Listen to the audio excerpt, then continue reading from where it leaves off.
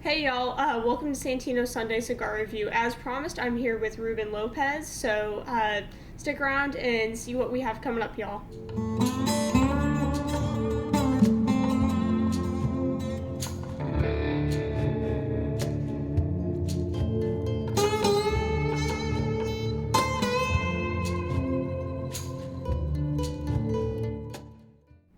Hey y'all, so thanks for coming back from that intro. So I'm here with Ruben Lopez, and I really wanted to know what's your story and how did you get started with all the Bacanora? Okay. So in 2016, I had a visit with my uncle, and I learned he was the director of the Bacanora Regulatory Council, which actually issues the license to the distillers. And that was my first introduction ever to the existence of Bacanora. Yeah. So, what makes Bacanora different than all of the other stuff that's produced with the agave plant? So, like, what makes it different from tequila or anything like that? Right. So there's actually about 250 different plants in that group of agaves. The blue agave is used to make tequila. The agave pacifica is used to make Bacanora. Mm-hmm. So Bacanora grows in the state of Sonora. It's a northern state, second largest in Mexico, and it has a common border with Arizona. It's a very hot and dry climate. Yeah. So what makes the agave pacifica plant able to actually become this thing and make it actually into a really, really awesome spirit? Okay, what's interesting is the plant is completely different than the other plants. Yeah. So by its very nature, it's going to have a slightly different flavor. It's also the soil conditions and the climate. Some of the other agaves wouldn't survive the climate of Sonora because it gets up to 120 degrees in the summer and there's no rain for weeks at a time. So it's really a miracle of nature, this plant. Yeah. Does it have like a protected range, which means like only something specific it can only be grown in a specific region? Yes, exactly. Yeah. So in 2005, the Mexican government created what they call a denomination of origin. Mm-hmm. So this certificate is kind of like a patent for this distilled spirit, and it's protected by region. So there's only a certain portion of the state of Sonora where the agave can be grown and turned into Bacanora. Only certain plants can be used to make Bacanora, but it's restricted to a section of the state of Sonora, not the whole state of Sonora. Yeah, so you mentioned something about a regulatory council for it. Why, a little bit about the history behind it. Why is there such a heavy regulation of this spirit? Sure. So all alcoholic beverages or alcoholic products are tightly regulated by governments both in the United States and in Mexico. So Bacanora has actually been around for 300 years, right? Yeah. And it was made the same way by the indigenous people, and it wasn't until the Spanish missionaries showed up that taught them how to distill it. Mm-hmm. So the process for making Bacanora to this day is small batched. The root balls, or the piñas as they're called, are roasted in underground ovens. So that's where it derives its smoky flavor, and the sweetness of the distilled spirit comes from the plant. So there are 37 licenses in Mexico, and they're all protected under the denomination of origin, which was signed in 2005. Yeah. So one thing I've noticed is whenever I was reading on this is called the outlaw spirit. Can you tell a little bit about the history behind that and why it's called that? Sure. So as I mentioned, indigenous folks were making it going back 300 years ago. It's still made the same way. The Spanish missionaries taught them to distill it and make it potent. The proof ranges from about 78 to 84%. Most Bacanoras are in that range. And in 1915, a general who was in charge of the Sonoran territory decided that it was leading to a moral decay of society, and there was an indigenous Indian tribe that he couldn't control. So he decided to ban it in 1915. Mm-hmm. Your question was Yeah. the outlaw spirit. Yeah, the outlaw spirit. So the general in 1915 started his plan to eradicate and destroy the commercial industry of Bacanora, and he did. In the late 1800s, it was being exported to Europe. In the early 1900s, it was being sold in Arizona. But again, the general chose to destroy the industry.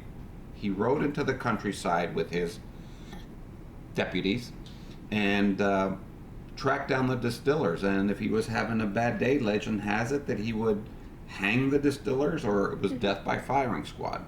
So he successfully destroyed the commercial industry, but he drove it underground. So the folks in that region continued to make it on a secretive basis, despite the fact that it had been illegal. So those brave individuals who made Bacanora, we refer to them as the outlaws who were making the original outlaw spirit. Mm-hmm. All right, so you mentioned that it was banned in 1915. What's happened since then? Okay, so as I mentioned, the general banned it and destroyed the industry in 1915, and it remained illegal until 1992. In 2005, they created the denomination of origin, but after it was legalized, a bunch of small producers got into the game. So right now there's a total of 37 different distilling licenses. Not all of them have their own brand. Yeah. So about the 37 licenses, what sets your brand apart from everybody else on that? Okay, so we decided to focus with my team. So when I decided to get into this business, this was my idea, but I had to surround myself with talented individuals, and I have that. And so we decided that we were going to launch this product in the U.S. Mm-hmm.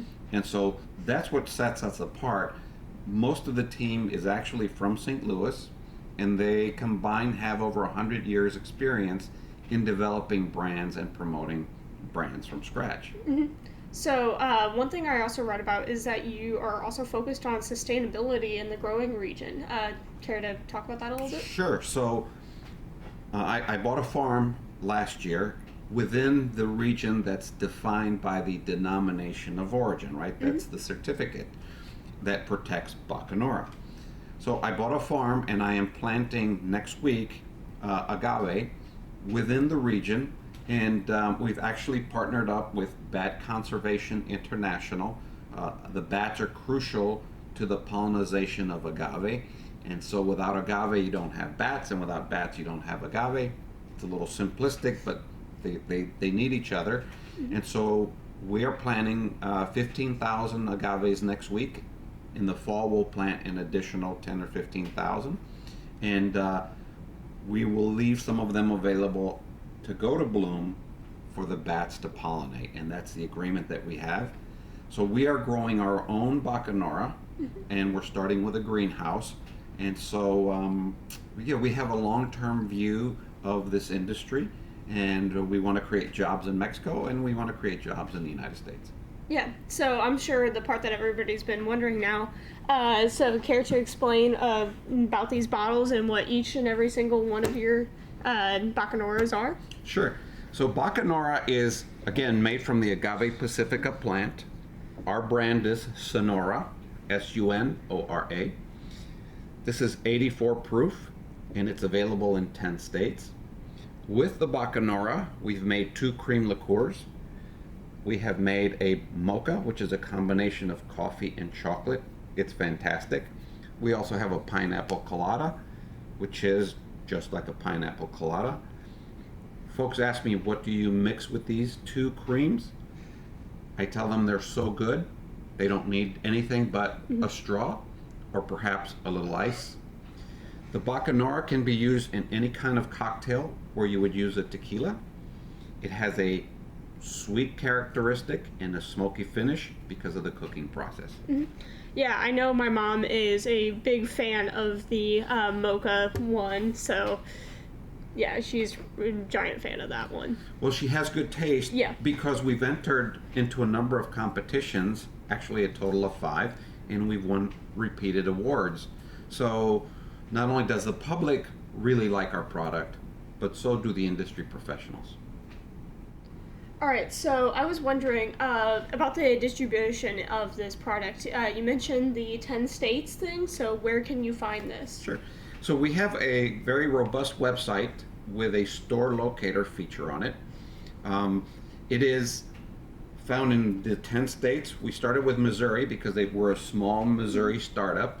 We're in California, Arizona, New Mexico, Texas, Nevada, Wisconsin, Massachusetts, and New Jersey. I think we covered the 10 states. And I was also wondering, I know it seems like it's a very small batch, it's a very handcrafted process. What's going to be about the pricing for these bottles? Okay, so these are super premium products that we Yes. have. We do our best to deliver top-notch products. So the Blanco, because it is limited, it's still in the affordable range.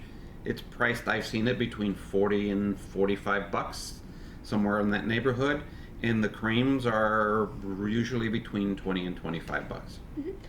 Where can we find you and your social media and websites? Okay, so we are at SUNORABACANORA.com. If you're interested in any of the facts we discussed, there's plenty of information there. We also have a Facebook page, very active Facebook page. And we invite you to come check it out and support our company. So, before we go, Ruben, what is coming down the pipeline for your operation? Okay, so as I mentioned earlier, I'm very excited about getting those plants in the ground. We'll be moving a small distillery that we have purchased onto our farm. And we're working on acquiring barrels to start aging our products. So we will offer a reposado, which is minimum of 90 days of aging, and then the añejo, which is at least 1 year of aging in the oak barrels as described in the certificate of the denomination of origin. All right. So thank you all for watching this week's episode. Don't forget to like, comment, subscribe. I'm pretty sure Ruben's stuff will be down in the description, as is ours, so make sure you check him out, check us out. We've always got events and stuff posted, and I'm sure you want updates on everything that he's doing.